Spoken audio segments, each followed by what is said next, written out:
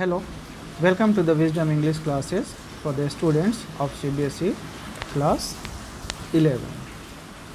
Today we are going to study the first chapter of your book, A Snapshot, and the name of the chapter is The Summer of the Beautiful White Horse by William Saroyan.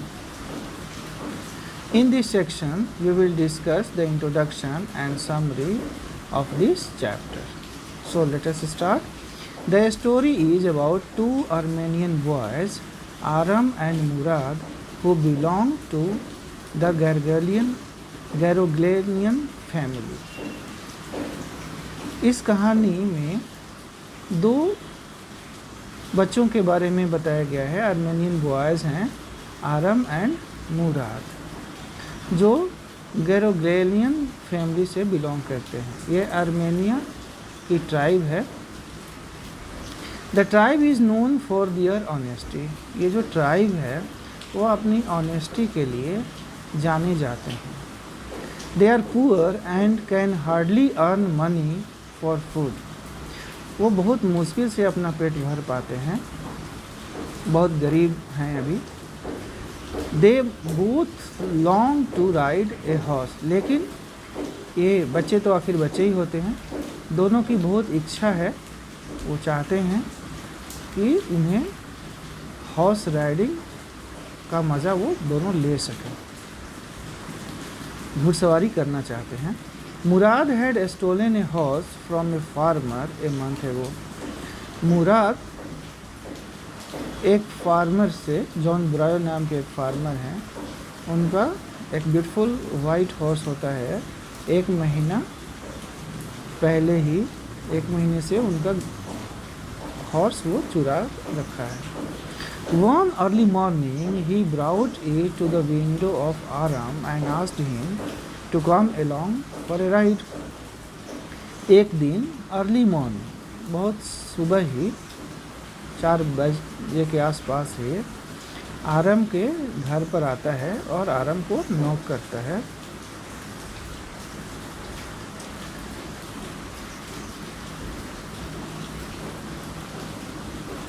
और कहता है कि चलो घुड़सवारी की जाए। आरम को भी तो इच्छा होती ही है घुड़सवारी करने की, तो वो उसका साथ हो लेता है। They rode the horse for many days. बहुत दिनों तक वो घुड़सवारी का मज़ा लेते हैं। When Aram gets to know the horse is stolen, he gets shocked but discounts the stealing in his mind. जब आरम को पता होता है कि अरे ये हॉर्स तो चुराया हुआ है, तो थोड़ा तो घबरा जाता है, लेकिन फिर वो जस्टिफाई करता है कि दिस इज़ नॉट स्टीलिंग। अगर हम अपने मज़े के लिए किसी का कोई सामान लेते हैं तो उसे स्टीलिंग नहीं कहते हैं। अगर हम उसको बेचते हैं पैसे के लिए, तब वो स्टीलिंग होता है। इस तरह से वो जस्टिफाई कर रहा होता है। One day the owner of the horse, John Byro, comes to his house to complain about his missing horse to uncle Khusro. एक दिन जॉन ब्रायो, जो घोड़े के मालिक होते हैं, उसके घर चले आते हैं और उसके अंकल से बात करते हैं अपने गुम हुए हॉर्स के बारे में। One day on their way back to hide the horse on the deserted vineyard, they meet the owner and feel guilty at the end. और एक दिन जब वो अपने हॉर्स को, जब वो उस हॉर्स को वाइनयार्ड यानी ग्रेप यार्ड होता है जहाँ पे ग्रेप वाइन वगैरह बनाया जाता है, तो वहीं छुपा के आ रहे थे, तभी वो हॉर्स ऑनर जॉन ब्रायो से उनकी मुलाकात होती है और उन्हें थोड़ा गिल्टी फील भी होता है। The next morning they return the horse back to the owners barn. और नेक्स्ट मॉर्निंग ही वो अपनी उस हॉर्स को उसके रियल मालिक जो जॉन ब्रायो होते हैं उनके बार्न में, उनके जो ग्रेप वाइन होता है जहाँ पे वो घोड़े को रखते हैं, वहाँ पहुँचा देते हैं। Now summary of the lesson. This is a story of two tribal Armenian boys who belong to the Geroglanian tribe। जैसा कि हम लोग ऑलरेडी डिस्कस कर चुके हैं, ये कहानी दो छोटे आर्मेनियन बच्चों की है जो गेरोग्लेनियन ट्राइब से बिलोंग करते हैं। For their family even in times of extreme poverty nothing could match the importance of honesty. और उस फैमिली के लिए, उस ट्राइब के लिए उनकी जो ऑनेस्टी है वही उनकी ट्रेडमार्क होती है, यूएसपी होती है। वो अपनी ऑनेस्टी के लिए जाने जाते हैं। They never did anything wrong and never lied और नेवर इवन स्टोल एनीथिंग। वो बिल्कुल भी इस स्थिति में भी, जो काफ़ी एक्सट्रीम पॉवर्टी से वो गुजर रहे होते हैं, तब भी वो ना झूठ बोल सकते हैं और ना किसी का कुछ चुरा ही सकते हैं और ना कोई गलत काम ही कर सकते। The story talks about an incident that revolves around two cousins, Aram, who is 9 years old, and Murad, who is 13। और ये कहानी उन दो बच्चों के आसपास ही चारों तरफ ही घूमती जाती है, जिनका नाम आरम और मुराद होता है। आरम तो 9 इयर्स का ही है और मुराद 13 इयर्स का। The world for Aram at that time seemed to be a delightful and extremely joyous yet mysterious dream। तो आरम चूँकि छोटा है, 9 इयर्स का ही है, तो उसके लिए तो जीवन के हार्डशिप्स को वो एक्सपीरियंस किया नहीं है। तो जैसे सारे बच्चों का होता है, लाइफ फुल ऑफ ड्रीम है, डिलाइट रहता है, काफ़ी खुश रहता है, इस तरह से। People believed in every imaginable kind of magnificence. और लोग तो किसी भी स्थिति में खुश तो रह ही सकते हैं, क्योंकि खुश रहना तो आपके बिल्कुल इनर कंसाइंस पे डिपेंड करता है। Mourad was consider to be crazy by everybody he knew. लेकिन मुराद थोड़ा crazy descendant of his family जाना जाता है। वो थोड़ा सा डिफरेंट है जनरल बच्चों से। The story opens with Mourad coming to Aram's house at 4 in the morning one fine day। और एक सुबह करीब 4 बजे ही मुराद आरम के घर पे आता है और कहानी यहीं से स्टार्ट होती है। He tapped on the window to Aram's room. Aram के रूम के विंडो पे वो नॉक करता है। When Aram looked out of the window, he was taken aback and startled to see Murad riding a beautiful white horse। और आरम जग जाता है और विंडो से देखता है तो बिल्कुल उसे अपने आँखों पे विश्वास नहीं होता। वो काफ़ी सरप्राइज्ड है ये देख के कि मुराद एक बहुत ही खूबसूरत वाइट हॉर्स पे बैठा हुआ है। वो सरप्राइज क्यों है? क्योंकि it is very difficult for him to believe his eyes, क्योंकि they could not afford because they belong to a poor family. क्योंकि वो गरीब परिवार से हैं तो वो ख़रीद तो सकते नहीं हैं और वो चुरा भी नहीं सकते, क्योंकि their family is known for their honesty. अपनी ऑनेस्टी के लिए वो जाने जाते हैं। That's why Aram is very much startled, amazed or shocked a little bit। He could not believe his eyes। In fact, he was so dazed that Murad had to say, "Yes, it is a horse।" और बिल्कुल विश्वास नहीं हो रहा है आराम को अपनी आँखों पे, तो मुराद इस बात को समझ जाता है और कहता है कि अरे हाँ तुम सही देख रहे हो, ये एक हॉर्स ही है। यू आर नॉट ड्रीमिंग, ये कोई सपना नहीं है तुम्हारा। All this was too unbelievable because Aram knew that they were too poor to be able to afford to buy a horse। The only way Murad could possess it could be by stealing। They were too honest to lie and ये too crazy to ride a horse.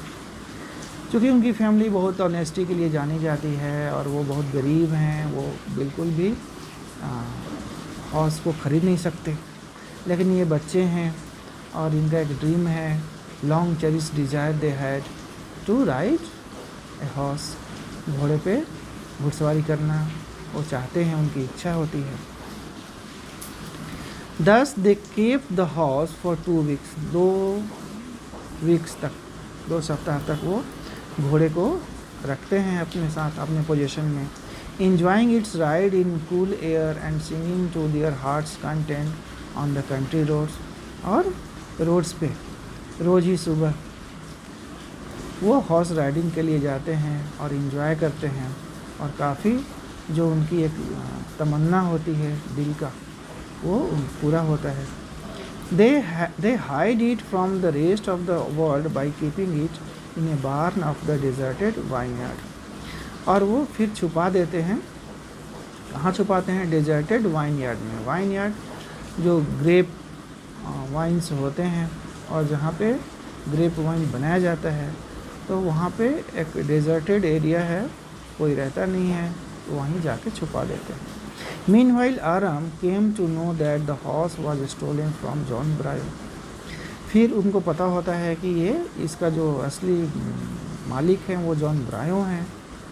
They planned not to return it to him so soon, although it pricked their conscience to a steal, which was completely their ethics and tribal norms।